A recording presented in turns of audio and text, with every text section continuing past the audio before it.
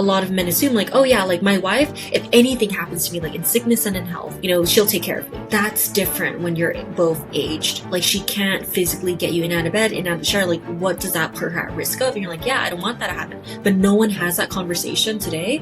It just happens. And the wife just goes ahead and takes that on. This is Vibe Science, a top 100 wellness podcast presented by the Radcast Network, breaking wellness barriers and making health truly personal. Here's your host, Ryan Alford. People are living longer than ever, but financially, most people aren't prepared for what that actually means. And when it comes to long-term care, it's one of the biggest expenses people will face, but one we're the least prepared for. Lily Vittayarukskul, the CEO of Waterlily, is building a company using artificial intelligence to predict those costs years in advance and help families plan before it's too late. Lily, welcome to Vibe Science. Awesome. Thanks for having me. Hey, we're in San Francisco. Lily and I were talking about electric cars. We're going to talk some AI today, different things. I mean, if you're talking to someone in San Francisco, I think you have to talk. If AI is not in the title, we might get kicked out. I don't know. You might get kicked out of San Francisco if you don't have, I can imagine at a coffee shop you have to be, if you don't say you're in AI in some way, is it like you probably frowned upon, like, oh, she's not even an AI. I'm just kidding. Is it like, it's not that bad, is it? It's kind of like Game of Thrones where they're battling all around and then someone was washed ashore and they're like, oh, the ship. And the ship's like, well, who is the king? And then you either have to say like old SF or like AI SF. So I like the Game of Thrones comparison. Well played. I do like that. Lily, I mean, who the hell are you? Like what? You got a great story. I'm excited to tell that. And I love Waterlily. I mean, what a great play off your name. As a marketing guy and a writer first, you had me at Waterlily, but tell me about Lily. Yeah. I was actually just talking to my co-founder how I'm starting to get a little terrified at how people are just recognizing me sometimes like just like out there, either at a conference or other founders or just a random consumer that said, hey, I read about you in the papers. So we come onto the scene, I would say relatively recently, where we built the first ever AI that predicts what an individual's future aging trajectory is going to look like and their future long-term care needs.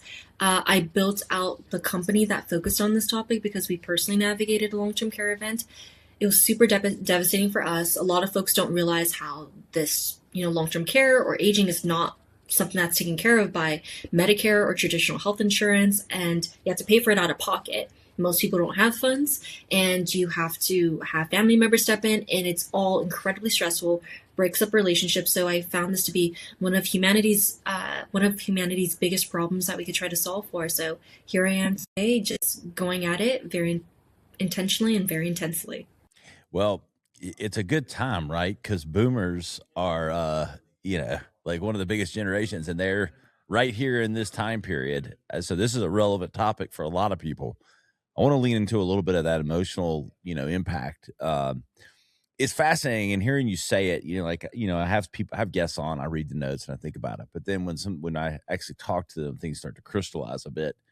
It's fascinating that, sophisticated as we think we are, and playing, doing all these things, planning all these things. But the reality is we're all, aging, and we're all sort of headed towards these situations every day. And the fact that we haven't developed systems, plans, healthcare more dedicated towards it seems like a gap in and of itself.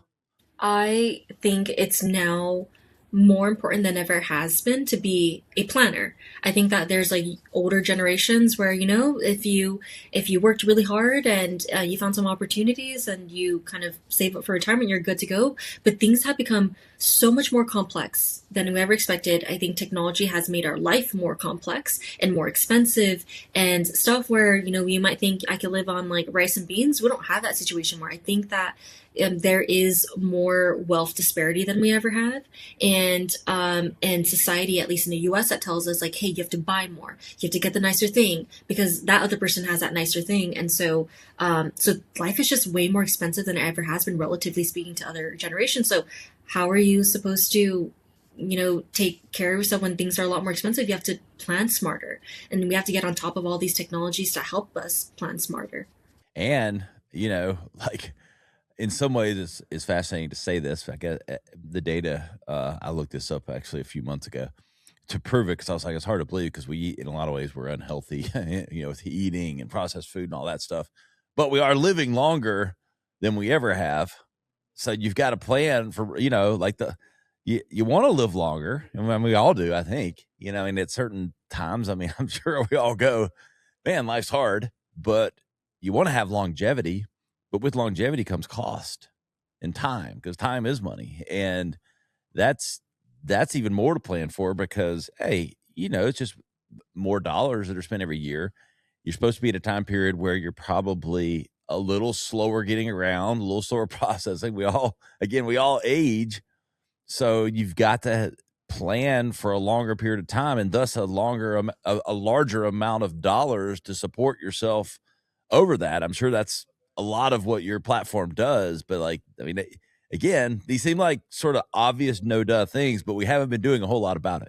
I don't blame the average person that wakes up, they're 60 and they're like, "Oh my god, wait, I should probably plan for this event. I'm about to retire." I don't blame them because times have shifted faster than I ever expected. It was not, I think it was just a silent generation, like a generation or two that is like aging right now, where, and the generation before where, the family used to live under the same roof. It wasn't too long ago, like a couple of decades ago, when you'd raise your kids. Those kids would grow up in the same roof, and you would find a job kind of in your city. And when parents got older, you took care of them or you lived right next to them. But times have changed where you're like where in order to make more money, most people go to college now. When you go to college, you try to find the best job that you possibly can. You go to the coastal areas. You move away from home. This is like the first time ever where we now have single generation households. So when parents age, how are we going to take care of them when we age? How are our kids going to take care of us? We weren't taught to think about it that way. So when we kind of feel like we woke up and we're like, oh crap, I have to plan for this. It's because like who had to do it before us? Like no one really talked about it until right now. So it feels new. Yeah. Why do you think people haven't been and aren't planning more for long-term care? I wonder if you want to talk about generation personalities. So I would Yeah. say this generation never really want to talk about long-term care. If it happened, they had an assumption that like, yeah, my kids will take care of me. I'll definitely never go into a nursing home. You talk to baby boomers nowadays, they're a lot more open. And if you talk to Gen Xers, they also say like, hey, we have Reddit, we talk about our problems online, and more people are spreading their problems online ever than before. So we now have more dialogue around this. So I think it's a relatively new thing to have dialogue around some problems that you have, being able to get an anonymous person to kind of chime in here. And we now finally have language that we can use on what does it look like to retire? What does it look like to age? How were you thinking about it? But I think the reason why we didn't is because aging is not a fun experience to think about. You also don't want to think about mortality. We're not a really like death first sort of kind of like society. We're not like, oh yeah, let's talk about it all the time. It's like you actually really try to avoid it. You really try to avoid talking about when you're sick or thinking about getting sick, and it's not to our benefit. And we're recognizing it now. That's the whole point of this episode, is that education. Yeah, exactly. If nothing else, waking multiple generations up. We skew 25 to like 45, like 60-40 male to female. So hey, we're getting you ready for yourselves and your parents for the most part. Because I'm in this now, Lily. My parents are in their 70s. They're healthy, but I'm seeing this. It's funny. You almost switch roles of parents and kids, and then you almost become the role reversal of taking care of them in some ways. And like I've thought about it, my wife and I talked about it, like, well, what does that reality look like? Because but I think we're, as humans and as, I don't know, as Americans especially, I don't know, we don't want to talk about death. We don't talk about like the more mortality of ourselves. But dang, like there are huge implications across not just money, but societal, social, where they live, where they go, all those things. And I'm sure that's what you encountered in your situation, right? Yeah.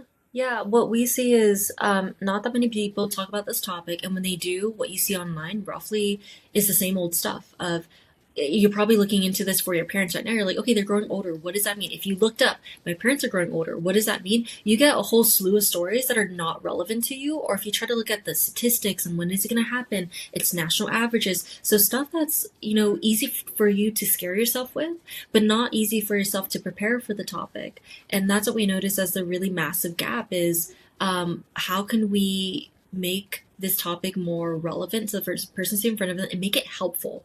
Like if they want to touch on this topic, let's go ahead and make it immediately useful, immediately helpful. What can we do? How do we give you that peace of mind? So that's why I designed Waterlily, and that's where AI is a really fascinating use case here, which is it's not ChatGPT, it's not Gemini, it's not Claude, it's not large language models, it's traditional machine learning models that are trained on real data, where we have over 500 million data points of families that we've been following for several decades. We looked at the patterns so that we can look at the families that look like your parents in this case, right? And be able to tell you, hey, if you tell us this information, we could actually tell you what that trajectory is going to look like. When, how many hours could you step in for that care? How much is it going to cost? And that's when it becomes concrete like that, you'll realize, can my parents afford that? Can I afford to step in some way? If not, how do I solve this? You now understand the problem. Now we can talk about solutions.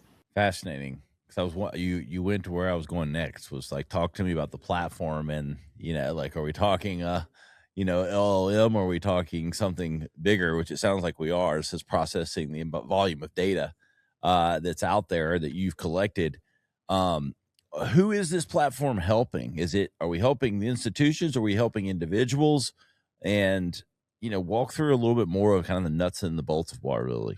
Yeah, we help both. And what's really fascinating about this aging industry is that if you help both people, you're helping the end family. And so the way that works is with Waterlily, we first designed, our software tool that has an intake form where it's a 3 to 5 minute intake form. We ask basic social demographic info, medical info, financial info. And from there, we look at the massive amount of data that we have. And we look at, okay, based on this data, for the person that just told us who they are, can we look at the people that look like them that we have historical data on and tell them, hey, what's your likelihood of needing care? What age it'll begin at? How many hours to start at the tail end?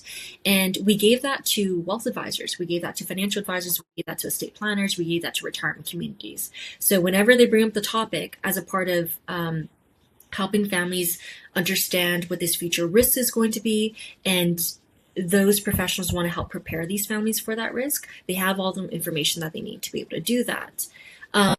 Now, families, though, don't always have access, or they're not always talking to those professionals. And so that's where we have given the software also directly to families. So if you actually went to waterlily.com, you can actually click on start for free and start that process. And two main problems that we're solving for is one, the motivational problem. Most people will say, like, throw their hands up and say, like, there's nothing I could do on this topic. It's really scary. So why try to scare myself? It's motivational. First off, you can actually do some pretty incredible things financially for yourself and health wise. If you were to learn, what your future self would look like if you didn't change anything about that.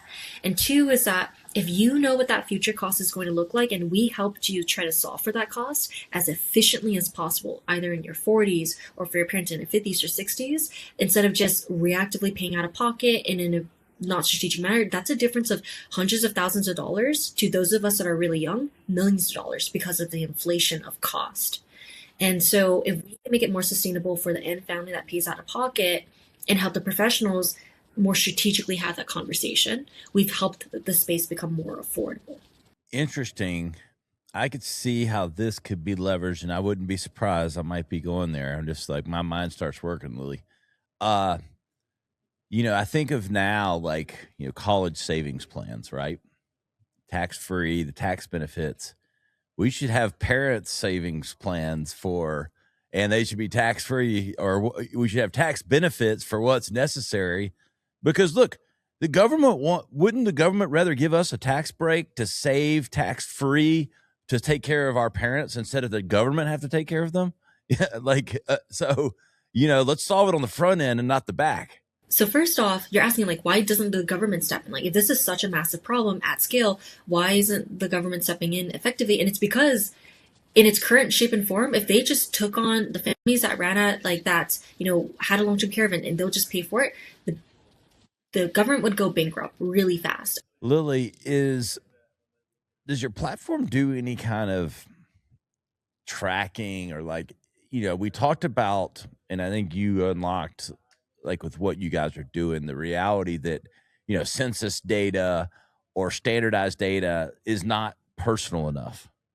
So are we unlocking how is Waterlily maybe personalizing this, on a family or individual basis to make it relevant? So when we ask those, so that's a great question. So I'll tell you what we predict, which is like once you filled the intake form, what we predict for, let's just say Ryan, if you filled out the intake form, I'll just like say like for you, for example, and I'm not gonna, I'm not gonna, I'm not gonna guess your age, but let's just say you filled out the intake form, for yourself. Oh, come on, Lily, guess it. You won't offend me.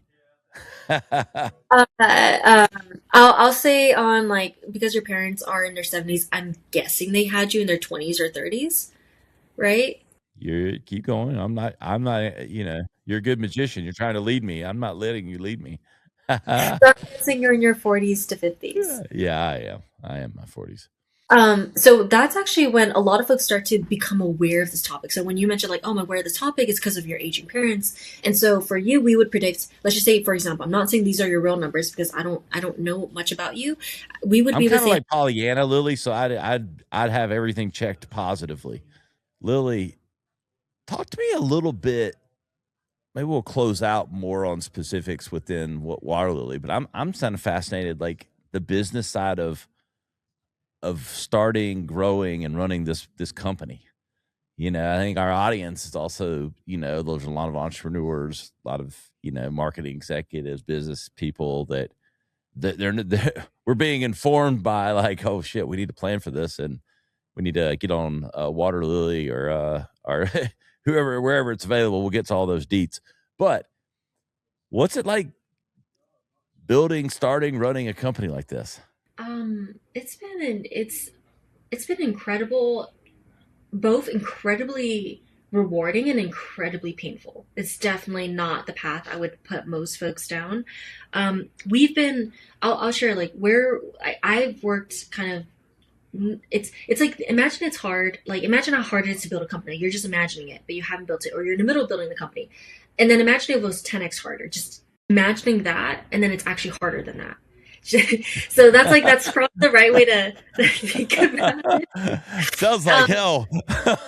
Yeah, it does, and that's why when people say like, oh, like follow your passion, and does this all? It's like you kind of have to marry just like what are you going to be really obsessed with? Are you really good at like noticing that there's a market opportunity that no one else actually sees, and people buy because you're really passionate as well. People like buy what you have because like you're gonna sweat the details on this thing. You're gonna be great at it in a competitive market.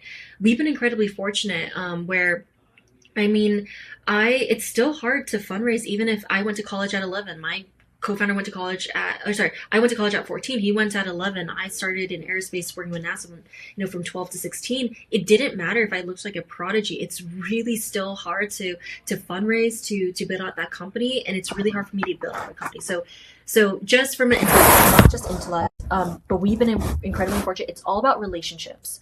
So whatever you're particularly interested in, like, what you want to improve, how you want to help other people, the more and more you surround yourself with people that allow you to do that, that is going to make and break your business at the end of the day. So when I focused on aging, I'm so obsessed with it. It's such a big problem. I focused on who were the sharpest investors in this space. How do I stay like really humble? I don't know much, but like they could tell I'm passionate. They could tell I'm going to learn what I need to learn and build a relationship with them. And we've gotten money from some of the top VCs in the space. Waterlily itself has been recognized by, World Economic Forum. I've spoken twice at Davos and in China, like on the topic of aging. was also named Forbes 30 under 30. Speak very often at industries like on this topic, but that also means that that also means I run 80, 90 hour work weeks myself. Every single week. I travel 40% of the time.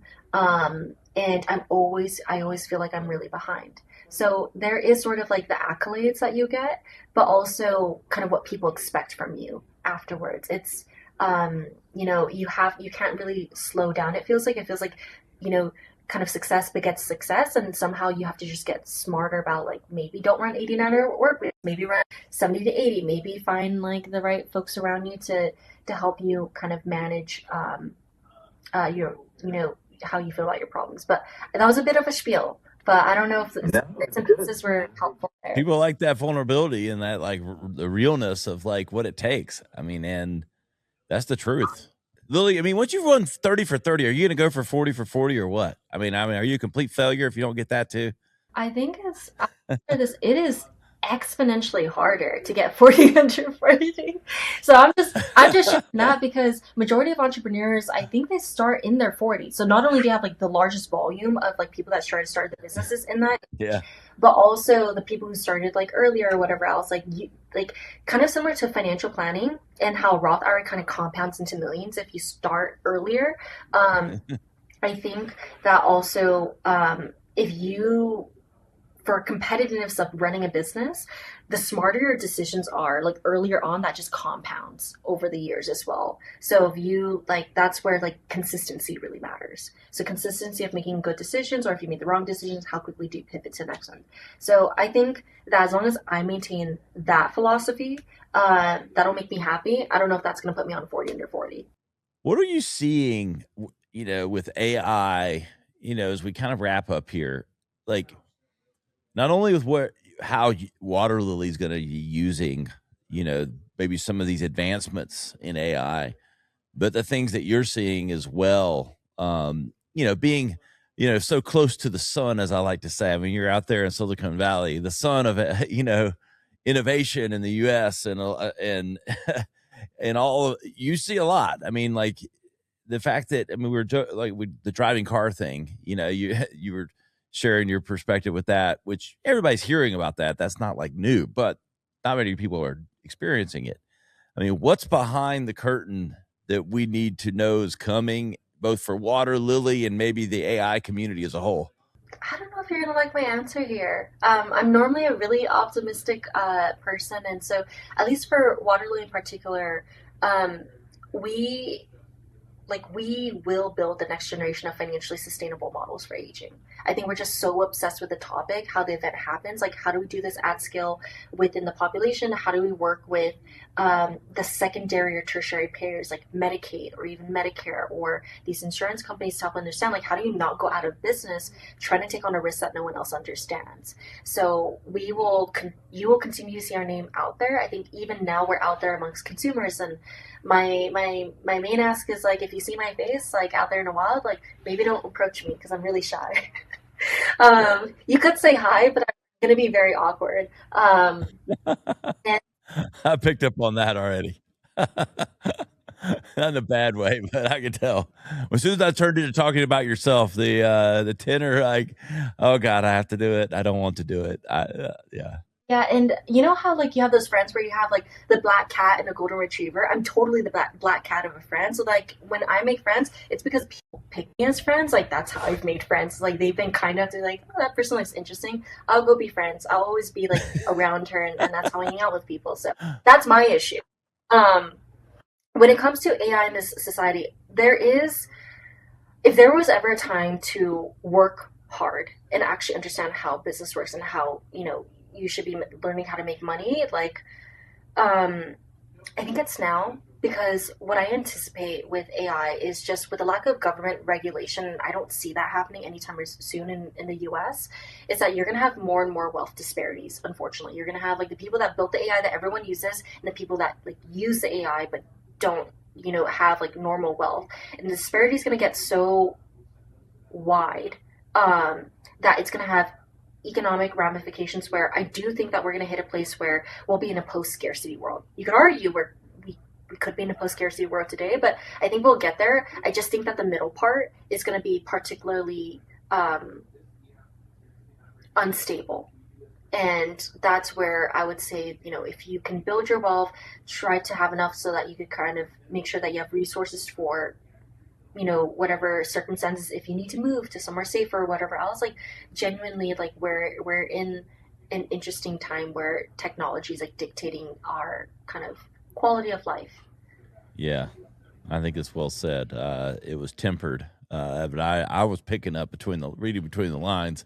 It is. I mean, now it's, you hear people say all the time, well, is it going to take jobs? Well, yeah, it is going to take jobs, but and I do think, and it's not as simple as, well, it won't take jobs, but you need to learn it. I mean, if you aren't applying AI in whatever you do,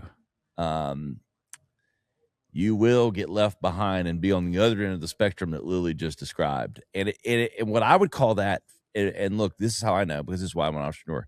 I'm a freedom guy. Like, I'm a control guy. Like, I could make as much money as I want to make. I know how to make money. I make what I make, but if I made more money, it would mean I would work more and I wouldn't control more of my time. I like to control my time. So to do that, if I had 7 more companies, I wouldn't control. I would have more money, but less time. But I think what AI is enabling or inhibiting is your control. If you don't learn it and understand it and leverage it, your time, where you move, what you do, will probably be dictated versus controlled. Would you agree with that? I 100% agree with that. People are going to be lazier than you expect. There's going to be a ton of procrastinators. AI is not an area you procrastinate. You learn the tools, you figure out how to use it, you will stay ahead of the curve, and from there, just try to figure out, like, how does the way you use AI make money? Like, really figuring out, like, how is the work that you do making money for, like, society? And I think that if you could figure that out from first principles, you will be competitive in our market. Yeah, 100%. Lily, fascinating discussion, and really congratulations on everything you're doing with Waterlily. I know it's a hard work. You've been honest, real, and raw about what it takes, but that's what it takes to build something that doesn't exist today. If it was easy, everybody would do it. Talk to me about where people can keep up with what you're doing with Waterlily, where they shouldn't contact you too much because you're shy, and all those other details. If you want to get ahead of just, like, using an AI tool that's incredibly powerful, just go to waterlily.com, waterlily like the flower, and you click on start for free. There's no funkiness there. Like, it's all very transparent. Like, hey, you could use it. You get used and figure out what your predictions are, how you want to plan. Reach out to our team, people who are less shy than me, and of course you could follow our work. I mean, I post a lot on what we do, how we're ahead of the curve, like on LinkedIn, and you'll of course see us in the news as well. I think we've been really fortunate to consistently get covered whenever we're kind of launching that next new thing, pushing the envelope on this topic. So you might see us in the paper. You might also see us, like, online, and feel free to read up on the article. We're probably doing something new then. Well, you've got a fan in South Carolina. I appreciate you for coming on, and keep changing the world, baby. Thanks, Ryan. Hey, we really appreciate Lily for coming on and you for listening. Go to vibescience.com to learn more about what we're doing. Download the full episode, highlight clips, and of course, check us out on YouTube, Apple, Spotify, wherever, however. Share, put the good vibes out there. We'll see you next time on Vibe Science. Content discussed on this show is provided for reference and educational purposes. The content is not an attempt to practice medicine or provide specific medical advice. Always consult your personal physician for medical advice and proper diagnosis. Thanks for listening. This is Vibe Science. To learn more or watch full episodes, visit vibesciencepodcast.com. Here's to discovering your highest vibe.